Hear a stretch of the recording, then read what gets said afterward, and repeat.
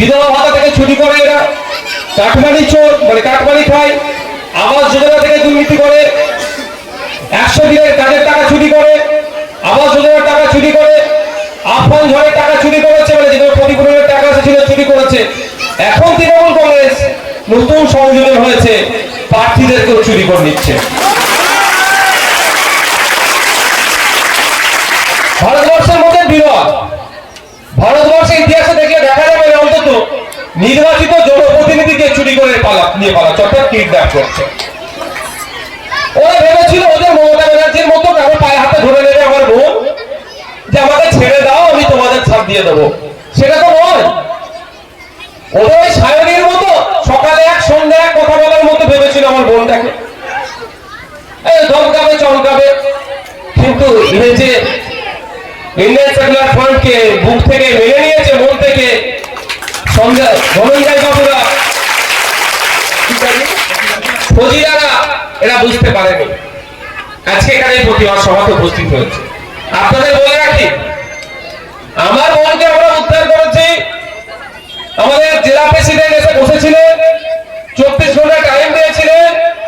সাথে সাথে এটা বলে রাখি, জেলা প্রেসিডেন্ট হয়তো এটা বলেনি, আমি শুনিয়ে রাখি। আমি জেলা প্রেসিডেন্টকে বলেছিলাম সকাল অবধি অপেক্ষা করবো, না হলে নওশাদ সিদ্দিকী যাবে বাবুর মহলে। বলেছিলাম কে আপনার থানার আইসিওসি আছে তাকে বলে দিচ্ছি এর জবাব। আমরা এই কদিন দেখবো যে যে সেকশন অ্যাড করার দরকার, আপনি দালালি করবেন, চাকরিবাড়িটা করবেন, যা ইচ্ছা করুন। আপনার নেত্রী নয়, রাজ্যের মুখ্যমন্ত্রীকে আমি বিধানসভায় জবাব নেব। আমি বলবো আপনি এখানে সেকশন কম দেবেন, 294 লোকের সামনে আপনার মুখ্যমন্ত্রী আমার মুখ্যমন্ত্রীকে বলবো আপনার কি অপরাধ অফিসার রেখেছে যে সেকশন সে জানে না। অপমানটা কোথায় করতে হবে, কোথায় বললে এই জাহাঙ্গীর না কিনা, এই জাহাঙ্গীর বাবুর ঠিক জায়গায় টাইট করলে আপনি এখানকার চাটুকারী নেতার কথা শুনে সেকশন কমিয়ে দিচ্ছেন, দালালি করছেন। বড়বাবুকে বলছি আমি ঠিক জায়গায় আপনার কোথায় টাইট করতে হবে আমি ঠিক জানি। সেকশন তো অ্যাড করাবো কোর্টে গিয়ে, সেকশন তো অ্যাড করাবো, শুধু তাই নয় মামলা হবে। এই ভ্যাকেশন কাটুক না, আমার ফজিরা কাজী মামলা করবে যে থানায় নিয়েছে আমাকে কি বলানোর জন্য পেশার করানো হয়েছে, কি ভিডিও হয়েছে, এ মামলা হবে। ছাড়বো না বেটাকে, ও জাহাঙ্গীর হোক আর জয়ন্ত হোক, আইনের বাইরে চললে তাকে ছেড়ে কথা হবে না, সেটা আইনি লড়াই হবে। কিন্তু ও উনি যাদের হয়ে দালালি করছেন তাদের নেত্রী দিয়ে একটু ভেবে জ্ঞাপন দিতে হবে না ভাই। কিভাবে হবে? ও এখানে ডিস্টার্ব করেছে, আমি বিধানসভায় যে মুখ্যমন্ত্রীকে ডিস্টার্ব করবো।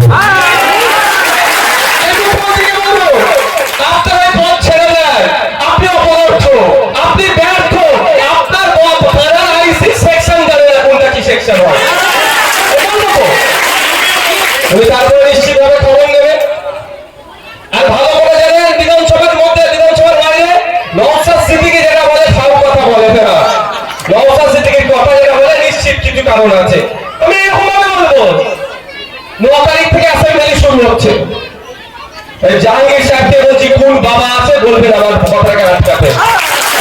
আপনার কোন বাবা, আপনার কোন বাবার কথা শুনে ভুল সেকশন দিয়েছেন, জামিন যোগ্য সেকশন দিয়েছেন, একটা মহিলাকে বাড়ি থেকে তুলে নিয়ে যাচ্ছে, একটা শিশু সমেত তাকে টর্চার হচ্ছে, আপনি মনে করছেন কি পার পেয়ে যাবেন? আমি আপনাকে মনে করিয়ে দিতে চাই 2000 এবং সাথে সাথে যারা এই ধরনের অন্যায় করেছেন মাইকের আওয়াজ নিশ্চিতভাবে শুনতে পাচ্ছেন, তাদের বলে দিতে চাই 2019 সালের লোকসভা নির্বাচনে কংগ্রেসের একটা কর্মীকে এরা ফোন করেছিল, তৃণমূলের বেশ কিছু লোকেরা ভেবেছিল তৃণমূলের হয়ে ফোন করেছি পার পেয়ে যাব, কিন্তু আইনি লড়াইয়ে 5 জনের যাবজ্জীবন হয়েছে। এটা মাথায় রাখবেন। আইনের চক্করে বললে কোনো মমতা ব্যানার্জি, কোনো শুভেন্দু অধিকারী, কোনো বাবা বাঁচাতে পারবে না। আর আপনি আমার বাড়িতে এসে আমার বাড়ির মেয়েকে তুলে নিয়ে চলে যাবেন, আমি ভাবছেন চুপ করে থাকবো নাকি? সৌজন্যতার রাজনীতি করি বলে এসে কিছু বলিনি তখন, এটা মাথায় রাখবেন। সৌজন্যতার রাজনীতি করি বলে, চুপ থাকি বলে দুর্বল ভাববে হাইকোর্টে ছুট কাটাচ্ছি। ভোলা থানা ওসি স্যারকে কি আইসি স্যার ওটা ভোলা থানার আইসি স্যারকে জিজ্ঞাসা করবে, ডেটের পর ডেট নিচ্ছে ঠিক কথা, 60 বছর কিন্তু ওই বাবুকে চাকরি করতে হবে। এখন কি করছে, খুব বেশি হলে কি করবে, ডেটের পরে ডেট নেবে, এর থেকে বেশি আর কিছু করতে পারবে না। কিন্তু গীতে রেখে দিয়েছি বড়শি দিয়ে। বিভিন্ন থানা ওসিআইসিদের জিজ্ঞাসা করবেন, যারা যে সমস্ত ওসিআইসিরা নিরপেক্ষতা বজায় রেখে কাজ করছে তাদেরকে আমরা 2 হাতে স্যালুট দিই। দুর্ভাগ্য আমাদের, এত বড় ঘটনা ঘটে গেল, ভাঙচুর করলো, এসে মার্ডার করে দিবা, আমাদের ধনঞ্জয় বাবুকে মার্ডার করে দিবার চক্রান্ত করেছিল। ভাগ্যক্রমে সৃষ্টিকর্তা এর আয়ু রেখেছিল বলে ইনি প্রাণে বেঁচেছেন। তারপরও এত বড় ঘটনা ঘটে গেল, কোনো ব্যবস্থা নেয়নি সেই মতো। ঠিক আছে, চাটুকারিতা করুন, এর জবাব আমি কোথা থেকে নিতে হবে এবং যে জায়গা থেকে নেব সেটা কি হবে, রেকর্ডেড হবে। এখানে বলছি কতজন শুনবে, আর রাজ্যের মুখ্যমন্ত্রীর কাছে আমি প্রশ্ন করবো, ভাই আমি ছাড়বো না, আমি ছাড়বো না। ফজিলা বোনের জন্য, এই দাদার জন্য আমি ছাড়বো না, ছাড়ার কোনো প্রশ্নই আসে না। আরো 2-1 উপর আক্রমণ হয়েছে, বাড়ি ভাঙচুর হয়েছে, বাড়ি বদল ভাঙচুর হয়েছে। এটা উত্তরপ্রদেশ নাকি, এটা অসম নাকি, এটা পশ্চিমবঙ্গ? তো এখানে একটা সংখ্যালঘু বাড়ির মহিলাকে রাত্রেবেলা তুলে নিয়ে চলে যাচ্ছে, একটা সংখ্যালঘু বাড়ির লোককে এসে মেরে মাথা ফাটিয়ে দিচ্ছে। এটা কি চলছে? ভাবছে পুলিশ সব ম্যানেজ করে দেবো। এটা মাথায় রাখবে, আপনার দিদিমণি রফসাদকে ম্যানেজ করতে পারেনি, আপনি তো সামান্য থানার একটা আইসি।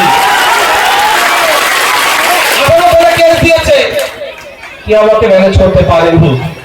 জানেন তো, যখন যাদের জন্ডিস হয় মালা পড়ায় না, অনেক জায়গায় পড়াইছো, কেন পড়ে?